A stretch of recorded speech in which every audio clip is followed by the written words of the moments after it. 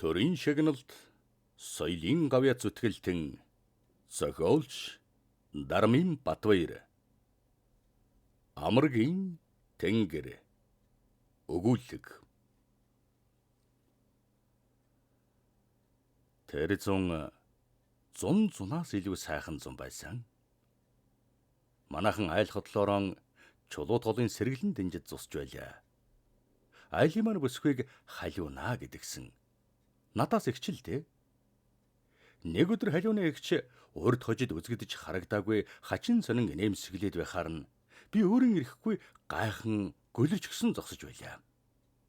Тэгсэн чи халиуны эгч яав юугаараа байгаа юм гээд дахиад л нөгөө ер бусын инээмсэглэрэн инээмсэглэхэд нь би бас инээмсэглэн та хүнд гжигдүүлчихсэн юм уу гэлээ. Юун гжиг би хүнд ч гжигдүүлээгүй яаж вэ? Тэгээ та яга зөв зүгээр байгаа хэрнээ инээгээд байгаа юм? Бас гэрхайжаал байх нэ. Хобоо хүн гэрхай байхгүй бол аз жаргалынхаа хажуугаар хөнгөрчихөн шүү. Та тэгээд юунд инээсэн? Чи бас инээмээр байна уу? Тийм ээ. Бас хөөе. Харин ялахаар юм байж хөлөн чин тавгийг жаахан гжигдэхтэл чамд болно. Үхтлийн хөхрөн чи. Харин инехгүй. Инехгүй. Инех хөхөр хоёр өөр гэж юу? Өөр байлгүй яах юм бэ? Инээд гэдэг чинь хүний дотроос гардаг байхгүй юу? Тэрнээс биш гаднаас нь мянга гжигдээд хүн хөхөрнө гэхээс инехгүй штэ. Одоо бол би гжигдсэн чи хөхрөхгүй байхаа. Яагаад хөхрөхгүй гэж? Тэгвэл би таныг гжигдээ л дээ. Та хөхрөх нүггүй юу? Үз. Ухаа. Бас дуртай. Ирээ хугархаа гэсэндээ бас хөөхөн залтай амт байх нэ. Битгий нэг бяруу болоогүй байж бухын явдлаар явах гээд байгаарай. Гээд царайхан төв болохт нь би дууга болж гутлынхаа хоншоор гширтэв. Халиуна эгч инээд алдан за яасан бэ? Гомдчихсон уу? За худлаа их чин тоглосон. Хөөе. Би чамд ёстой нэг нанд юм үзүүлэх үү? Гэхдээ би баярлан тэгэлдэ. Харин чи хүнд ч үг алдаж болохгүй шүү. Алдахгүй. Халиуна эгч намайг дагуулan чулуу толын нэгэн цүнхээлийн ирэг дээр очин ус руу зааж тийшээ хар. Юу харагдаж байна? Гэлээ. Загас явж байна. Алган юм уу да? Гээгүй. Загсны цаана юу харагдаж байна? Загсны цаана уу? Бас нэг загас. Цаана нь бас нэг. Чамд ч яста ямар ч авьяас алгаа. Ямар авьяас? Дурлах авьяас. Харлаа. Нэг цагаан цагираг шиг юм байна. Тэр чинь юу юм? Мөнгөн бөгж. Би ихтэй зүүжрээд ээжээс хайгаад хийчихсэн юм аа. Хинч мэдэхгүй, хинч харахгүй. Гой газар хатгалсан байгаа үсттэй. Гээд өнөөх хачин сонин инээмсэглэрэн инээмсэглэв. Тэгэхэд л би ангуудаа халиуна эгч маань ямар сайхан шүдтэй юм бэ гэж бодлоо. Энийг ямар учиртай бөгж гэж чи бодож байна? Мэдхгүй. Би чамд ярьж өгөө. Тэгэлдэ. За боли. Айгуул чи үеийнхээ бандарт чалччихна. Яалаа гэж би хүнд шилэхгүй. Би тэдэнтэй чинь барилдахаас өөр юу ч ярьдгүй юм. Нэрээ биз? Нэрээ. Тэгвэл чи шанднаа шүү. Үдээс хойш миний оронд хон жаахан хариулж өгнө шүү. Тэгьё. Өдөржин ч хариулсан чадна. Лав биз? Лав. Гээд толгойд өхөд минь халиуна эгч сууж байсан чулууныхаа дэрэгдэх том хар чулуун дээр хуруугараа ямар нэгэн хий бичих зураан. Би байна гээд өгөө эхэлснээр дуугай болон мөнөх хар чулуугаан ширтэн инээмсэглэж энэ бөгжийг надад нэг өгсөн байхгүй юу? Хотод их сургууль сурдгийн. Одоо амралтаар ярьчгээд байгаа юм. Ямар гой юм ярьдаг гэж санана. Бишрмээр. Тэр өөрийнхөө зүүж явсан бөгжийг надад өгсөн байхгүй юу? Чи мэдгүй л дээ. Бөгж өгнө гэдэг чинь цаанаа нарийн учиртай байдаг байхгүй юу? Чи дурлал гэж юу байдгийг мэдхүү? Гээд миний өвдөс харлаа. Нэг тиймэрхүү юм хэлдэг гэсэн том төсөөлөл надад байсан бөгөөд тэр зүйл надад их сонирхолтой санагддаг байсан болоодч тэрөө аль эсвэл мэдэхгүй хүн болж халиуны эгчээр нууц юм яриулчих яг гэсэндээ ч тэрөө би толгойс гисэрлээ. Ямар гоё юм байдаг гэж санана. Чи миний оронд хаяа хонь хариулж өгч байх юм бол Би чамд ярьж өгч байна. Тэгье. Би таны орноос хоньны чинь ээлж бүхэнд явж өгч байсан ч чадна. Сайн байна. Энэ янзаараа байгаад ах юм бол чи хүнээр гайгүй амтан болно шүү. Гэхдээ ээлж болгондоо би чамайг хонд явуулахгүй. Тэгхийн бол чи бид хоёр баригдчихна. Хаяа хагас өдрөөр миний яв гэсэн үед л явж өгч байгаарай заа юу. Гэхдээ би толгой дохиод танд энэ бөгжиг өгсөн хүний чинь хэн гэдгийг хөөх бас даврах нэ. Зүгээр байж үзээрэй. Чи нэрээр нь яах гээд байгаа? Зүгээр л сонирхсан. Их гоё нэртэйгээд л бодчих заа юу. Тим нэр манай хэн тавьдлаа байхгүй. Нэрээ шүү. ертөнцийн ч тийм сайхан нэртэй хүн ховрхон байх. Гэт дуугүй болон голын урсгал дагуулan ардсыг ширтлээ. Энэ өдрөөс хойш ертөнцийн дурлал гэж нэг их гоё юм байдаг. Дурлсан хүн халиуны эгч шиг сайхан нэмсгэлдэг.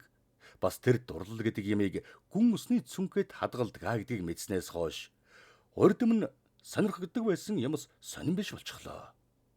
Тэр бүхэл үе тэнгийн хүүхдүүдэд барилдагч, барилдаад дийлэгч, загас жарахатай хөөцөлдөгч сонирн биш болчихв. Харин юм бүхнийг ярхаа ажиглан тэр юмд дурлал байгаа эсхийг мэдэх гэж эрмэлзэх боллоо. Инээж байгаа хүмүүсийг хармагцсан би инээж байна уу, хөхөрч байна уу гэдгийг ялгах гэж мэрийн. Ингэж ажиглаж яваад аавч, ээжч, халиуны эгчийн ээжч, халиуны эгчийг инээдгүй болохыг анзаарснаас гадна ээж, халиуны эгчийн ээж хоёрт мөнгөн бөгж байхгүй. Тэд зөвхөн алтан бөгжтэй болохыг мэдэж тэдэнд дурлал байдгүй юм байна гэж ухаарсан бөгөөд ерөөс манай хотонд дурлал гэдэг тэр сонин сайхан юмыг зөвхөн халиуны эгч бид хоёр л мэддэг. Тэр гоё юм чулуу толын цүнхээлд гялзан харагдаж байдгаа гэж бодхоос өөрийн ирэхгүй баяр хөөр төрнө. Бас түүнээс гадна хүмүүс сайхан муухай нэртэй байдаг. ертөнцийн хамгийн сайхан нэр бол халиуна эгчийн нэр гэж бодогдсон. Хээр хөдөө хонь малын захад явахтаа халиуна гэж өөртөө шивнэн заримдаа унаж яваа морныхон жихийг сорцгийтлэн чангаар халиуна хэмээн өгүүлдэг байлаа. Хэд хоногийн дараа халиуна эгч намайг сэмхэн дуудан бусдаас зайдуу аваачаад өчигдөр ямар гоё юм болсон гэж санана. Одоо ч улам өрн надад байж л байгаа. Алив үзье. Над руу сайн хар. Чи ч харахгүй байх л дөө. Чиний нүд чинь нэгдэг байгаа. Одоохондоо бол чи өндөг. Тэр авцаа байгаагаа та хэлээд өчгөлдөө. Тэгвэл би харна штэ. Энд уруул дээр юу харагдаж байна? Юу ч харагдахгүй л байх юм. Харахгүй гэж би чамд хэлээгүй юу? Өндөг юм харж яхаг чи үзсэн үү? Юу байгаа юм бэ? Тэрний уруулын мөр миний уруул дээр байгааг чи харахгүй байна уу? Өчигдөр намайг үнссэн. Ямар үнсдэг гэж чи санана?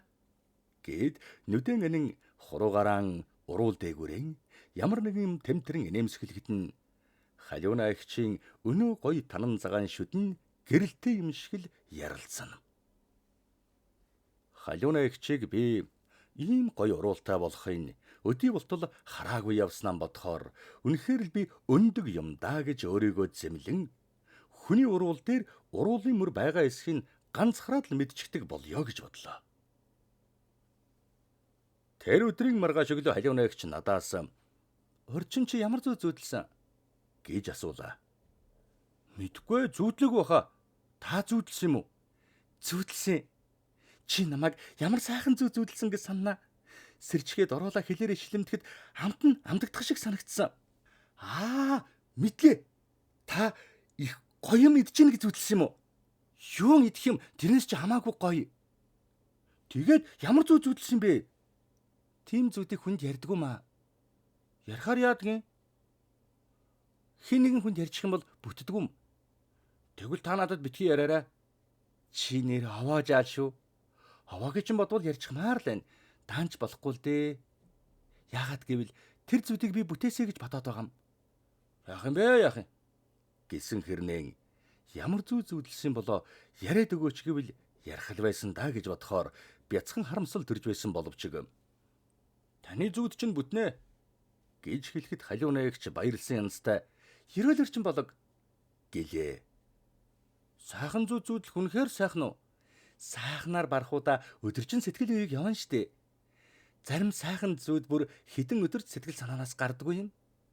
Ер орчлонд зүүд шиг сайхан юм хаа байна? Хүн зүүдэндээ жаргадаг шиг жаргадаг ч юм уу, үгүй ч юм уу бүү мэд штэ. Тамаан бусдын зүүдэнд орох. Бусдын зүүдэнд орохоо. Тийм. Тэр намайг хідэн зүүдлсэн гэсэн. Ямар гоё вэ? Таныг хүн зүүдлээд л чамайг ч гэсэн мөд зүүдлэн штэ. Хэн? Хинэгэн хүн? Хинэгэн хүн гэсэн нь надад хачин сонь санагтав. Хэн намайг зүүдлэх юм бол гэж бодохоор өөрөөс нь өөр хүн эс олдоно. Тэгвэл мөн гоёо. Их сайхнаар зүүдлэгдэх юмсан. Хэрвээ намайг зүүдлэх юм бол зүүдлснээ надад хэлэх болов? Гэвчлэн элдвийг өгсруулан бодсоор заримдаа би халиуна ихчд зүүдлэгч гсэн юм шиг болж харивд нь өөрийн хинч зүүдлээгүй сайн сайхнаар зүүдлэгсэн гэж мөрөөдөн хэдэн шин дараалан зүүдлэх гэж чадсангүй.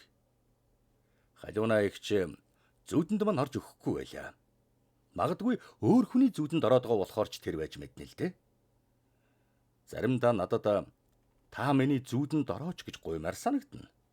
Тэгж гуйж болохгүй гэдгийг зөнгөр мэдж байгаа хэрнээ харцаараа гуйдаг байлаа. Төдөлгүй халиуна ихч нэг их сонир үгтэй дуу аялах боллоо. Та хаанаас юм гоё дуу сурсан?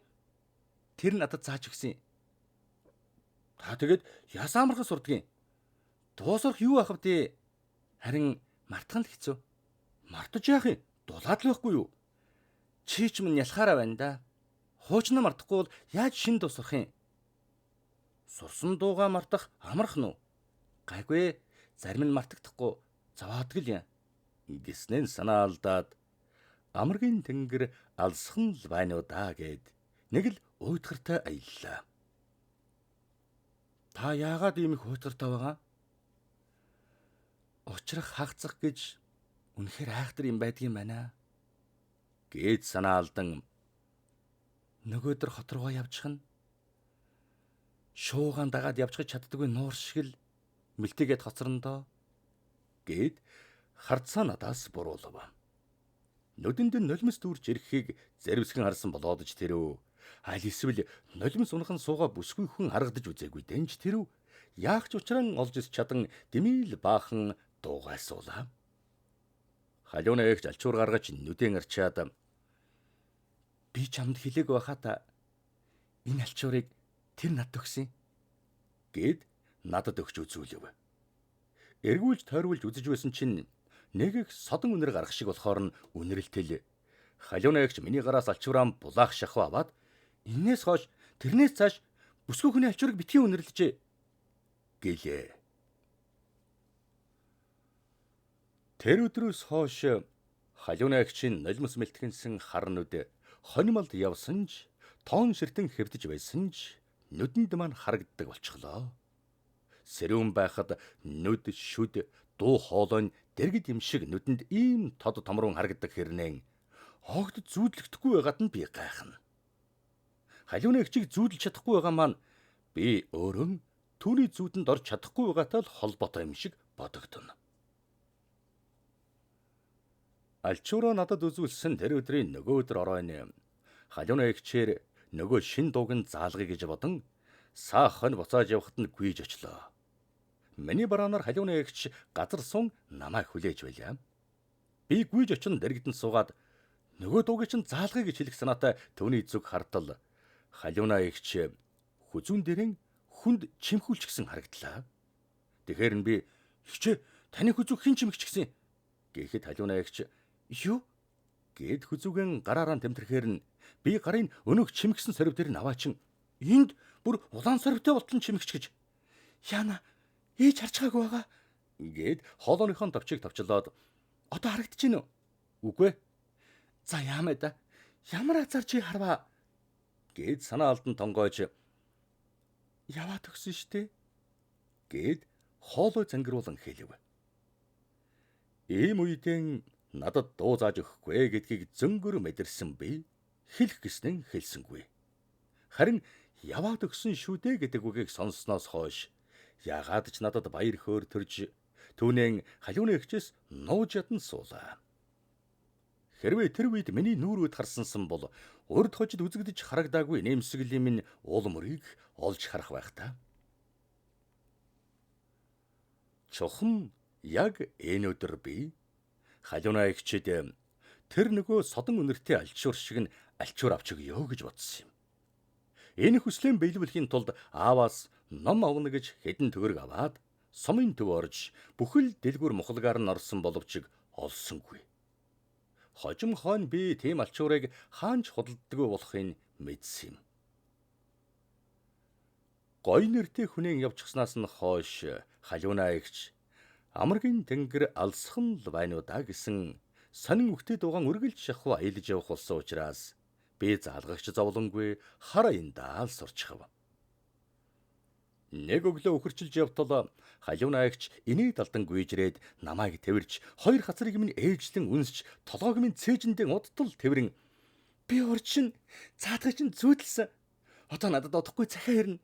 Мэдчихэв үү чи? Захиа гэж юу болохыг гихтэн би арай ч шүлсэн залхин мэдж байна. Та бас зүүдэнд нь орсон болоод л тэр гэж хэлэхдээ хатан аргасан хоолооны хон хэрхэн чичирч байгааг мэдэрлээ. Аз болоход халиуна эгч анзаарсан ч янзгүй нэрээ тийм баха. Чи ч бас тэгж байгаад ирээ хугархаа юм аа хэмээн баярлан өгөөлөв. Тэгэхэд л би халиуна эгчийг ямар халуун зөөлөн уруултаа болохыг түүний цээжинд толгоогоо наан зогсоход хамаг биеэр минь түүний биеийн халуун элч гүйж байсныг дахин амтархан бодож халиуна эгчтэй өвөрлдөө дундах ямар сайхан бол гэж мөрөөсөн. Захиа ирэх хугацаа өнгөрч удах тусам халиуна эгч дууга хураан нөгөө бөгж угаа цүнхээлийнхэн ирэг дээр ганцаараа суух нь ихслээ. Бид хоёр нөгөө бөгжөн уурганы үзүүрээр гогдон авах гэж угаад ёроолынх нь лаг шаварч шигтгэн алга болгочсноос хойш бүрч гунигтай байдаг болчихлоо. Би хэдийгээр халиуна эгчийг нийлгэж хөгжөөж чадахгүй байгаадаа гутрах авчиг дотроо захиа битгий ирээсэ гэж бодно. Нэг өдөр халиуна эгчийг чулуу толын ирэг дээр ганцаархнаа сууж байхад нь би очлоо. Халиуна эгч уйлчихсан бололтой байлаа. Та яагав? Яагачгүй. Та тэгээ яагаа уйлсан? Гэхэд халиуна эгч урдаар санаалдан том болоод хүнд битгий сайн болоорой. Яагаад? Чамд юу ч байхгүй байх болно. Ямар юм байхгүй болно гэж зүүдв? Ямар юм байхгүй болохыг чи эхлээд мэдэгчхүү. Харин байхгүй болсон хойно л би юу байхгүй болсныг мэдэх болно. Тэгээ байхгүй болчингууд нь хаана газараас авчихгүй юу? Чи ч стан ялхантай юм да. Буцаж олддог. Хаана газараас авчиж болдгийн чинь байхгүй болдгүй нь штэ. Энэ үгнийх нь учрыг би намар орой болж манай хоёр өөрийн өвлжөө бууцыг бараадан хоёр тишин салж нүх болоход мэдэв. Тэгэхэд би цүнхээлийн өрөөлд алга болчихдог өнөөх мөнгөн бөгж шиг нь бөгж авч өгнө гэж өөртөө андгайлж билээ. Сургууль цуглаж хичээл эхлэв. Би ангийнхан охтыг нэг бүрчлэн ажиглавч халиуна эгч шиг нүд шүдтэй халиуна эгчийг нэмсгэлдэг охин олж харсангүй. Бусад ангиудад ч сумын төвийн хүүхдүүдийн дунд ч халиуна эгчтэй төстэй хүн байхгүй байлаа. Намрын сүүл сар гарч халиуна эгчийг хот руу явсан сураг дуулдаад чимээ тасарлаа. Тэгмэгцэн би мэжид архнаар мөнгөн бөгж зохиулна гэж цуглуулж байсан хэдэн төгрөгөн бүр олон болгож эрдэм сураад халиуна эгчийг олж уулсан биширмээр гой юм ярина гэж шийдэн аав ээж ах эгчийн өгсөн мөнгийг элдв аар сархан дөрлгүй ширхэгчлэн хямгацаар овоож хэдэн төгрөгтэй болж байтал байрны маань ахлахангийн хүүхдүүд дээрлэхэн хайрцаг савын минь нэгжиж байгаад бүгдийг олоод авчихлаа. Би багш захирал хэлий гэтэл шүү мөнгө яах гэж энийх мөнгийг хадгалж байсан юм энэ төр гэж байцаахан лавтул яаж чадлагүй өнгөрсөн юм. Тэгэхэд л нулимс ямар шаруу гашуун байдгийг мэдэрч билээ. Тэр цагаас хойш халиуна эгчийн барааг харлаггүй хичнээн жил болж өвдөө. Он жил улирах тусам халиуна эгч бид хоёрын нас улам ойртсоор бид хоёр чацуу болж төдөлгүй би халиунагаас ах болж жил өнгөрөх тусам халиуна бид хоёрын нас эргэж ойртохын аргагүй холдсоор л байна юм.